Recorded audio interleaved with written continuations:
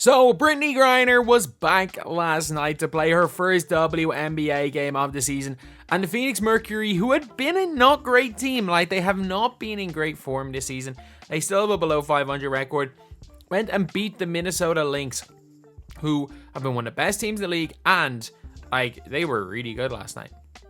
And McBride, like she might be the best shooter in this league. So anyway, before we get on, if you guys are new to the channel, subscribe.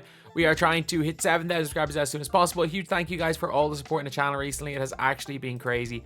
Like this channel's been doing so much better than I expected, and big thank you to everybody for all the support recently. But anyway, now let's get on to the video. So I'm going to be recapping some of the games from yesterday that did not involve the, well, not going to be recapping some of the games. I'm going to be recapping, well, two of them that did not involve the Indiana Fever. I'm also going to be talking about the Aces game in its own video. But obviously, the big game was the Phoenix Mercury beating the Minnesota Lynx. And if you saw how this game ended, it was absolutely wild. Like, an absolutely wild ending. So, it's a neck and neck the whole game. The Lynx pull ahead a little bit towards the end. And as the game's going on, it's looking like the Lynx are going to pull it off. At the very end of the game, the Lynx being up 2 points.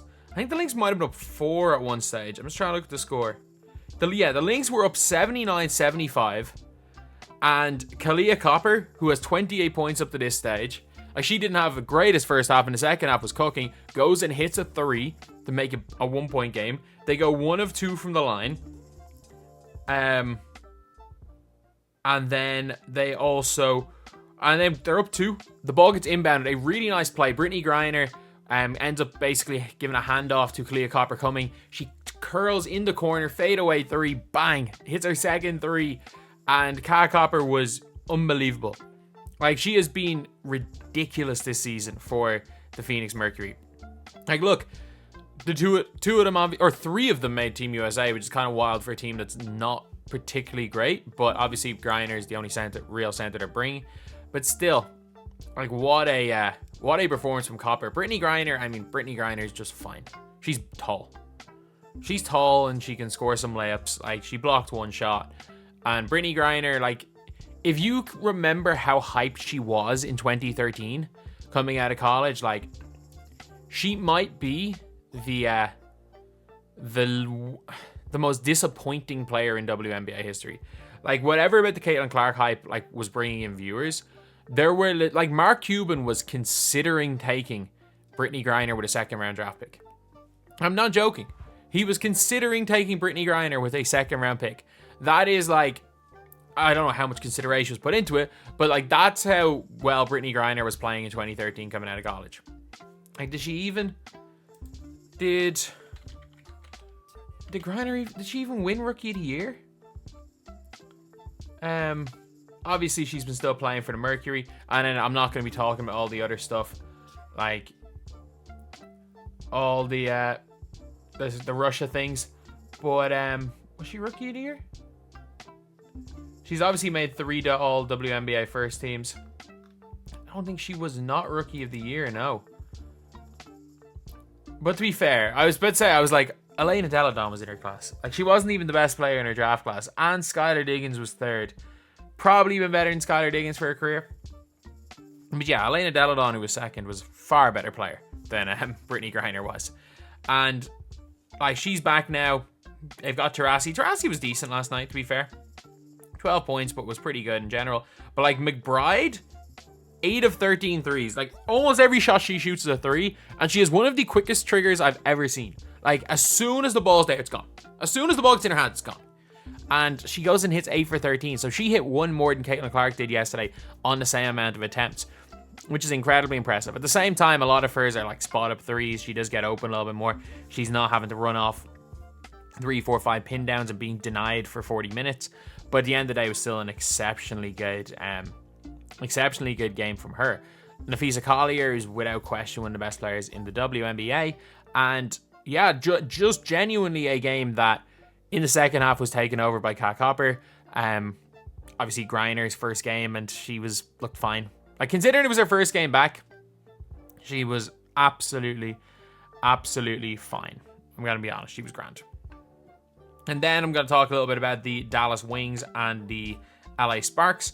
Cameron Brink had a good game. Like, Hamby's been exceptional. Cameron Brink had 10-10, 2 steals and 2 blocks with 5 fouls. She still fouls an awful lot. She still fouls a lot. But, like, if Cameron Brink can figure that out, I still say it. There is a potential that she might be the best player in this class, even over Clark. As good as Clark is by far the best now. I would have Brink as the number 3 rookie. I think I would have Brink over Ricky Jackson, I'm not going to lie. But I think Cameron Brink is exceptional. She actually, the way she plays, she might actually be the best 3-on-3 player in the world, which is why she made the US Olympic 3-on-3 team. And she was really, really good. And the Dallas Wings suck. Like, I was actually surprised at how just bad the Dallas Wings are. Like, I know that they have Arika Gumboale, but like, she shot the ball she went 10 of 28. She shot the ball 28 times. And that's not that's not her most this season. She got 22 points on 28 shots.